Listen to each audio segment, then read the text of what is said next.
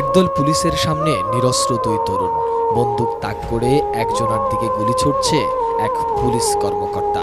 গুলিবিদ্ধ তরুণকে টেনে সরিয়ে নেয়ার চেষ্টা করছিল তারই বন্ধু, সেখানেও গুলি। শেষ পর্যন্ত না পেরে বেঁচে যাওয়া তরুণ দৌড়ে পালিয়ে যায়।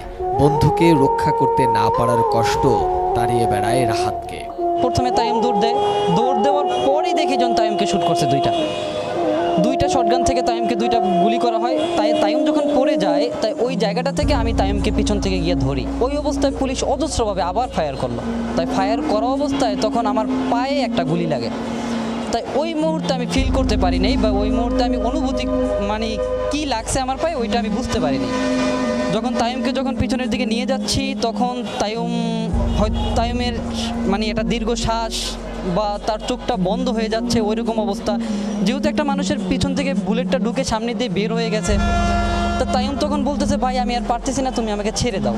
তাই ওই জায়গাটা থেকে তাকে আর ওই সময়টাতে তাকে নিয়ে যাওয়ার মতো অবস্থা, যেহেতু তার পুরো শরীরটা ছেড়ে দিয়েছে বা আমারও পায়ে তীব্র যন্ত্রণা একটা ফিল হচ্ছিল, ওই জায়গাটা থেকে তাকে আমি ছেড়ে পিছনের দিকে দৌড় দিই। যখন আমি দৌড় দিই তখনও পুলিশ অজস্রভাবে গুলি করে, আমার দিকে গুলি করে। তাই আমার হয়তোবা একটা গুলিও আমার বডিতে লাগে নাই।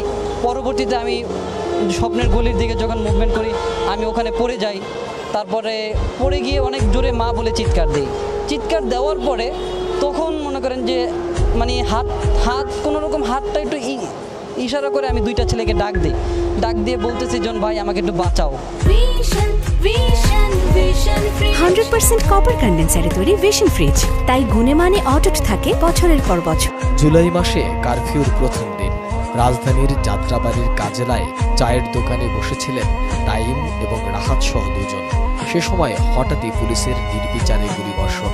ভয়ে দোকান বন্ধ করে দেয় দোকান মালিক, কিন্তু তাতেও রক্ষা হয়নি। দোকান থেকে বের করে এলোপাতাড়ি গুলি করতে থাকে পুলিশ। সেই দিনের প্রত্যক্ষদর্শী চায়ের দোকানদার লিটন। চারজন দোকানের ভিতর বসা ছিলাম। পুলিশে মনে করেন গুলি করতে করতে শনি একরা দিয়ে গেল। যাওয়ার পরে শনি একরা থেকে যাই আবার একদম ব্রিটেন আছে। পুলিশ আমার দ্বারা এগোতেছে যে ওরে নিয়ে আসা। এই যে প্লেয়ারটার গোয়ায় গেলাম, যাই দেখি যে ওইখানে টাইম পড়ে রয়েছে। এটা সাড়ে চার খোলা, এটা গুলি খেয়েছে, এটার একটু হাসপাতালে নিতে হইব। তখন পুলিশ আমার বললো যে তোরা কি এখান থেকে যাবি না গুলি করবো।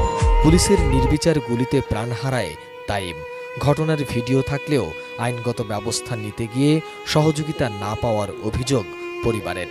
যাত্রাবাড়ি থানা থেকে তো দেখছে যে কারা 20 তারিখে ছিল, কারা গুল্লি মারছে, তারা তো যারা অর্ডার দিচ্ছে তারা তো জানে যে কোন কোন লোকটিরে পাঠাইছে ওই জায়গায় মারার জন্য ছাত্ররা রে। তারপরেও আমরা মামলা দিলাম, মামলার পরও তো তারা ধরার একটা আছে না, ধরতেছে না।